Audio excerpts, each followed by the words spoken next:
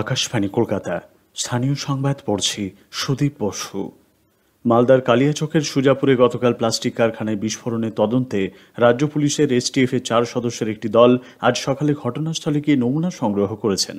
গতকাল ওই কারখানায় কাজ চলাকালীন ভয়াবহ বিস্ফোরণে 6 জনের মৃত্যু হয়েছে। আহত বাকি 6 জনের অবস্থা গুরুতর। মালদা হাসপাতালে তাদের চিকিৎসা চলছে।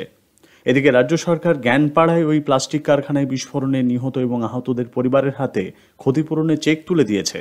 নিহতদের পরিবার পিছু 2 লক্ষ টাকা এবং আহতদের 50,000 টাকা করে দেওয়া হয়েছে।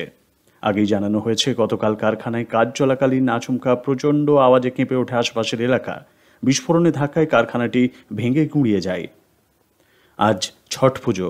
বিকেলে পুণ্যার্থীরা অস্তগামী সূর্যের প্রতি অর্ঘ্য নিবেদন করবেন। আগামীকাল সকালে উদীয়মান সূর্যের উপাসনার মধ্যে দিয়ে 4 দিনের এই উৎসবের সমাপ্তি ঘটবে। এদিকে সুপ্রিম কোর্ট এবং কলকাতা হাইকোর্টের ডিভিশন বেঞ্চ রবীন্দ্র সরোবর ও সুভাষ সরোবরে ছট পুজোয় নিষেধাজ্ঞা বহাল রাখায় প্রশাসনের তরফে বেশ কিছু পদক্ষেপ নেওয়া হয়েছে। রবীন্দ্র সরোবরের আশেপাশের এলাকা ব্যারিকেড করে ঘিরে দেওয়ার সঙ্গে সঙ্গে সুভাষ সরোবরের সবকটি গেটে ব্যারিকেড দেওয়া হয়েছে। সরোবরের ভেতরেও পুলিশ পেট্রোল ভ্যানের টহলদারি চলছে। রাজ্যের মুখ্য সচিব আলাপন বন্দ্যোপাধ্যায় রাজ্যবাসীকে নিজের বাড়িতে বা কাছাকাছি জলাশয়ে আচার পালনের আবেদন জানিয়েছেন। এদিকে নিষেধাজ্ঞা সত্ত্বেও রবীন্দ্র সরোবরের 3 নম্বর গেট দিয়ে কয়েকজন ভেতরে ঢোকার চেষ্টা করেন। নিরাপত্তা রক্ষীদের সঙ্গে বচসাও হাতাহাতি বাধে। করোনা আবহে ছট পুজোয় লোক সমাগম এড়াতে মুর্শিদাবাদ জেলা প্রশাসন বেশ কিছু ব্যবস্থা নিয়েছে। বিভিন্ন ঘাটে শিশু এবং বয়স্কদের না যাওয়ার আবেদনের পাশাপাশি বাদ্যযন্ত্র সহযোগে শোভাযাত্রা নিষিদ্ধ করা হয়েছে। জলপাইগুড়িতেও প্রশাসনের তরফে মানুষকে সামাজিক দূরত্ব বিধি মেনে ছট পুজো করার জন্য লাগাতার প্রচার চলেছে।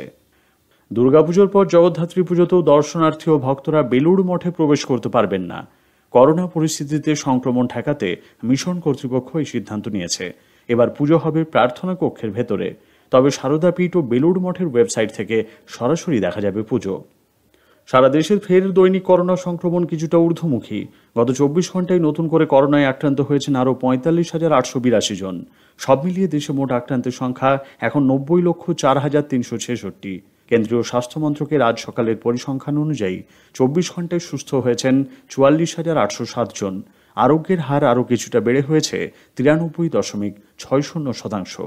এই সময়ের মধ্যে মৃত্যু হয়েছে 584 জনের। সব মিলিয়ে দেশে করোনায় আক্রান্ত হয়ে এখনও পর্যন্ত প্রাণ হারিয়েছেন মোট 1,32,162 জন রোগী। এদিকে রাজ্যে করোনা সংক্রমণ থেকে সুস্থতার হার 92.45% পৌঁছেছে।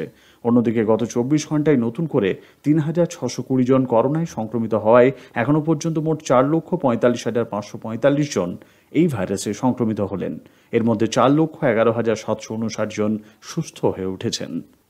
রাজ্য বিজেপি সভাপতি সাংসদ দিলীপ ঘোষ আজ সকালে বাইপাসের ধারে হাসপাতালে ভর্তি দলের সর্বভারতীয় সভাপতি মুকুল রায়কে দেখতে যান। গতকাল ওই হাসপাতালে তাঁর গলব্লাডার অপারেশন হয়েছে। আপাতত মুকুলবাবু সুস্থ বলে দলীয় সূত্রে খবর। কলকাতায় মেট্রো রেলে আজ থেকে মহিলা যাত্রী এবং শিশুরা দিনের একটি নির্দিষ্ট সময়ে ই-পাস ছাড়াই যাতায়াত করতে পারছেন। সকাল 11টা থেকে বিকেল 5টা পর্যন্ত মহিলাদের স্মার্ট কার্ড এবং শিশুদের বয়সের প্রমাণপত্র নিয়ে মেট্রোতে ওঠা যাবে। এজন্য স্লট বুক করার প্রয়োজন হবে না। মুখ্যমন্ত্রী মমতা ব্যানার্জির জেলা সফরের আগে বাঁকুড়ার 2 পুরসভা বিষ্ণুপুর ও সোনামুখীর প্রশাসক পদে রদবদল করা হয়েছে। বিষ্ণুপুর পৌরসভার প্রশাসক পদ থেকে শ্যামাপ্রসাদ মুখোপাধ্যায়কে সরিয়ে দায়িত্ব দেওয়া হয়েছে দিব্যেন্দু বন্দ্যোপাধ্যায়কে। একইভাবে সোনামুখীর প্রশাসক পদে সুরজিৎ মুখোপাধ্যায়ের জায়গায় এসেছেন তপনজ্যোতি চট্টোপাধ্যায়। উল্লেখ্য, জেলার বিভিন্ন সরকারি উন্নয়নমূলক প্রকল্পের কাজের অগ্রগতি খতিয়ে দেখতে মুখ্যমন্ত্রী মমতা ব্যানার্জি 2 দিনের সফরে বাঁকুড়া যাচ্ছেন। রাজ্যের বিভিন্ন জেলায় আজও আগামীকাল বিক্ষিপ্ত বৃষ্টির সম্ভাবনা রয়েছে বলে আলিপুর আবহাওয়া দপ্তর জানিয়েছে। বজ্রবিদ্যুৎ সহ বৃষ্টির সম্ভাবনা রয়েছে হাওড়া, 2 চব্বিশ পরগনা, 2 মেদিনীপুর, ঝাড়গ্রামে। বৃষ্টি হতে পারে দার্জিলিং, কালিম্পং সহ পার্বত্য এলাকায়। 7ম ইন্ডিয়ান সুপার লিগ আইএসএল আজ গোয়ায় শুরু হচ্ছে। উদ্বোধনী ম্যাচে এটিকে মোহনবাগান কেরালা ব্লাস্টার্সের বিরুদ্ধে খেলবে। বাম্বলিমে জিএসসি অ্যাথলেটিক স্টেডিয়ামে খেলা শুরু হবে সন্ধ্যা 7:30টায়।